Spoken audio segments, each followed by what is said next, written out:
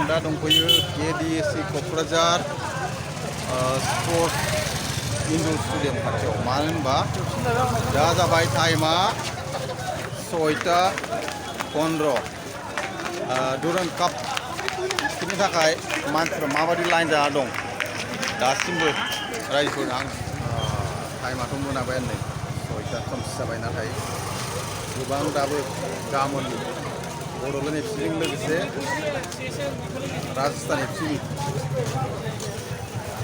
हाबनो थाखाय पास एबा टिकेटनि थाखाय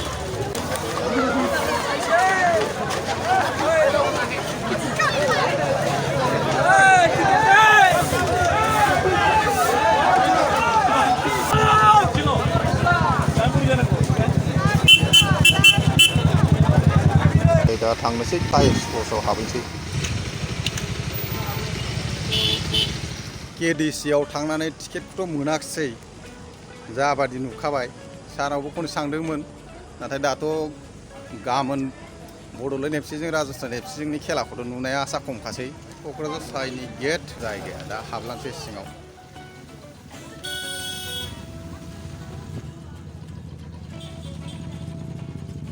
हाबबाय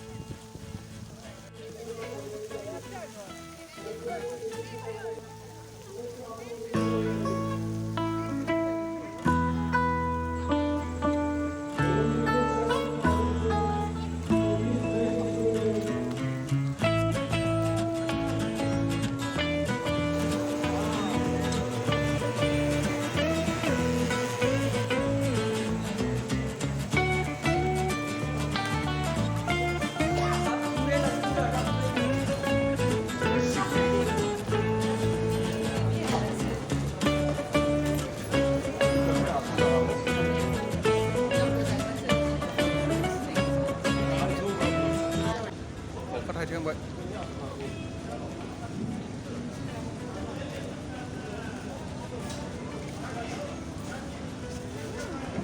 गाबोन सोर सोर फैनो गोसो दं रायजोफोर?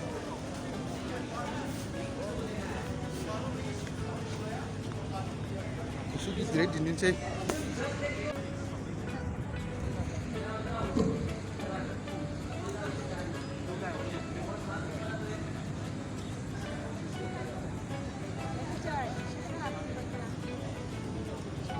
जाबाय मेन स्टेडियामा गाबोन भिडिअफोरनि जाबाय।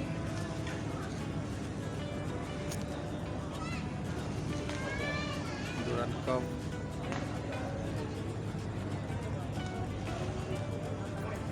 नैबे जाबाय प्लेयार वेटिं सिट।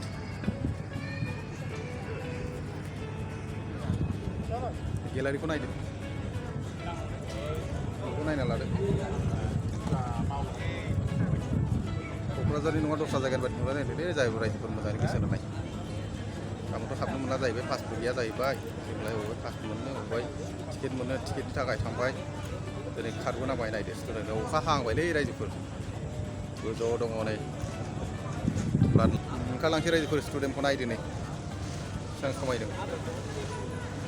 ओंखारफिनबाय रायजोफोर।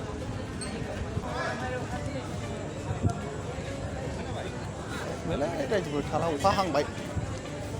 गाबोन फैदो रायजोफोर बयबो नायफैदो, स्टुडेन्टखौ नायना लादो। क'क्राझारनि नंगौना नङा जाखो माथो दस्रानि बायदि नुलायलांबाय माथो। सिगाङावथ' स्टाइला बिदि नङामोन, माथो सोलायथारबाय माथो। जोबोद मोजां खोथा। ओंखारलांनोसै स्टुडियामनिफ्राय ओंखारफिनसैलाय रायजोफोर। जोंहाथ' पासबो गैया जाहैबाय।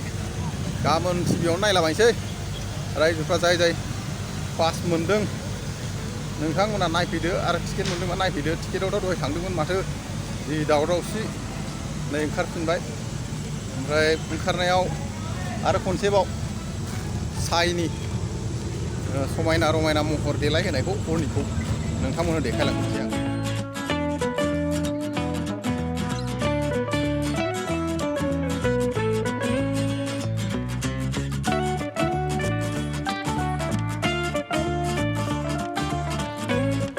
हाबाय जाला जानोसै दाना अखायावलाय हाबाय रायजोफोर रेनकटबो लाबोयाखै जाबाय अखा सिजा सिजानिबा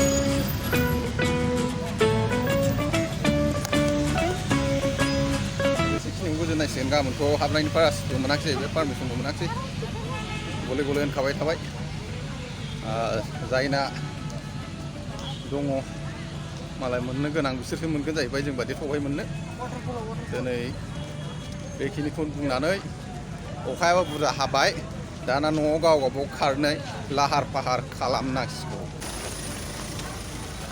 बेनो जाबाय दा ओंखारफिनबाय मोनानि भिउखौ देखायबाय रायजोफोर दिनै एसेयावनो दोनथ'नाय जानोसै गोजोन्थों